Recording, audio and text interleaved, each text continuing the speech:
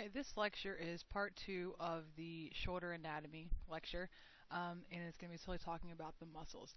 So I'm going to start off here, and I try to, instead of just giving you all the muscles at one time, actually try to group them into either their location or what their purpose is. So in this case, for the shoulder complex, we're going to have a group of muscles that act primarily on the scapula, where their job is to control the scapula, and if we can control where the scapula is at, then we control where the glenoid fossa is at, and the glenoid fossa is what's going to make up the actual glenohumeral joint where the humerus actually moves.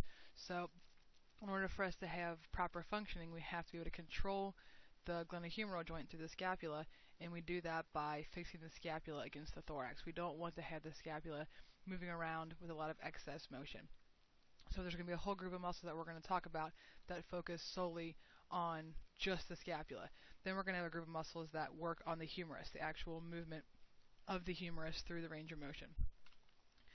So first off here, just getting kind of orienting yourself a little bit with what the back musculature looks like.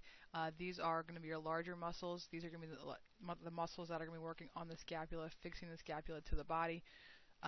Very superficial. We're going to start off with the trapezius.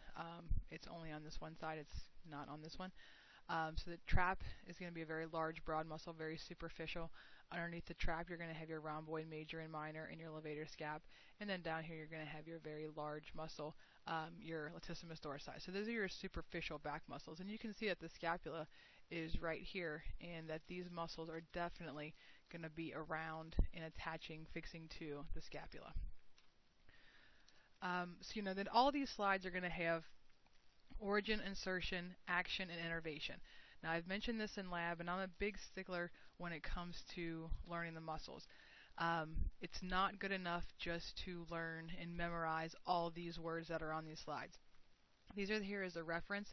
These pictures are good. They're good as a reference. I recommend finding others as well so you can see some different pictures. But don't memorize these. Actually learn it. So look at the pictures, talk yourself through it.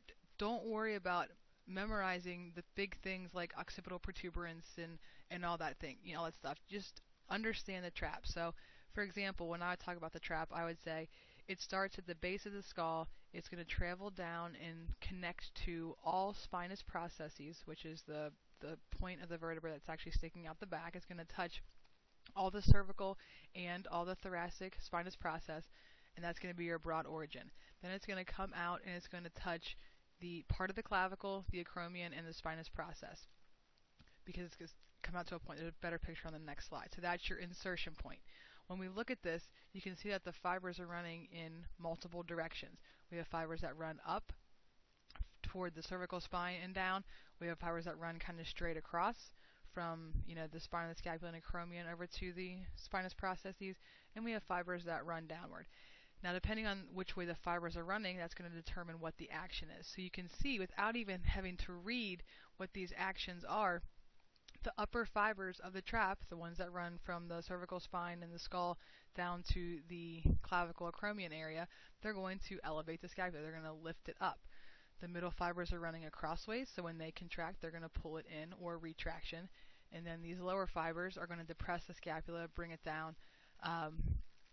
So they're going to end up, just instead of memorizing all this, look at the way the fibers are running, picture the way the fibers are running, and that's going to tell you the action. What you are going to have to just straight up memorize is innervations. In this case, the trapezius is innervated by the accessory nerve, which is also called cranial nerve 11. So I don't want you to know all the innervations, but that is not theory or concept. That's just memorizing the fact. Different pictures of the trapezius.